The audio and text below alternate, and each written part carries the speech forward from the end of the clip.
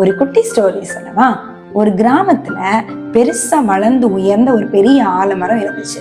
அந்த ஆலமரத்துக்கு பக்கத்துல சின்ன ஒரு செடி ஒண்ணு வளர ஆரம்பித்தது.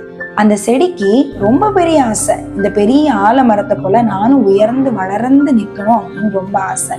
சூரியனை நோக்கி வேகமா வளர ஆரம்பிச்சது. திடீரென ஒரு நாள் பயங்கரமான காற்றும் மழையும் அடிக்க ஆரம்பிச்சது. அந்த காற்றுக்கும் மழைக்கும் இந்த சின்ன செடியினால நிக்க முடியாதபடிக்கு வளைந்து போய்கொண்டே இருந்துச்சு. அப்ப இந்த செடிக்கு ரொம்ப கவலை. அந்த ஆலமரத்தை பார்த்து கேட்டுச்சுது, ஏன் இந்த மழைக்கு என்னால நிக்க முடியாதபடிக்கு நான் வளைந்து போய்கொண்டே இருக்கிறேன், நீ எவ்வளவு கம்பீரமா நிக்கிற அப்படின்னு சொல்லி கேட்டுச்சுதான். அதுக்கு அந்த ஆலமரம் சிரிச்சுக்கிட்டே பதில் சொல்லிச்சுதான், நான் இவ்வளவு காற்றையும் மழையையும் நான் தாங்கிக்கிட்டு நிக்கிறேன் அப்படின்னா அதற்கு காரணம் என்ன அப்படின்னா, இத்தனை வருஷ காலமா மண்ணுக்கடியில வேர் பற்றி என்னுடைய வேர் பலமா மண்ணுக்கடியில இருக்கிறதுனாலதான் நான் இவ்வளவு ஸ்ட்ராங்கா என்னால நிக்க முடியுது அப்படின்னு சொல்லிச்சுதான்.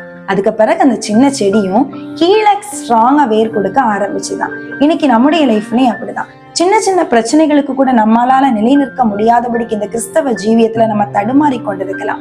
ஆனா கொலோசையர் 2வது அதிகாரம் 6வது வசனத்துல சொல்லப்பட்டிருக்கிறது, கிறிஸ்துவுக்குள்ள வேரூன்றி கிறிஸ்துவுக்குள்ள கட்டப்பட்டவர்களாய் நம்ம இருப்போம் அப்படின்னா நம்மளாலையும் உறுதியாய் நிற்க முடியும். சோ நம்முடைய வாழ்க்கையில வருகிற பிரச்சனைகள்ல, போராட்டங்களில, கண்ணீர்களில, வேதனைகளில, அவமானங்கள்ல நம்ம நிலை நிற்கணும் அப்படின்னா உங்களுடைய அறை வீட்டுக்குள்ள கர்த்தரை துதிக்க ஆரம்பிங்க, கர்த்தரை நோக்கி ஜெபிக்க ஆரம்பிங்க, கர்த்தருடைய சமூகத்துல காத்திருக்க ஆரம்பிங்க.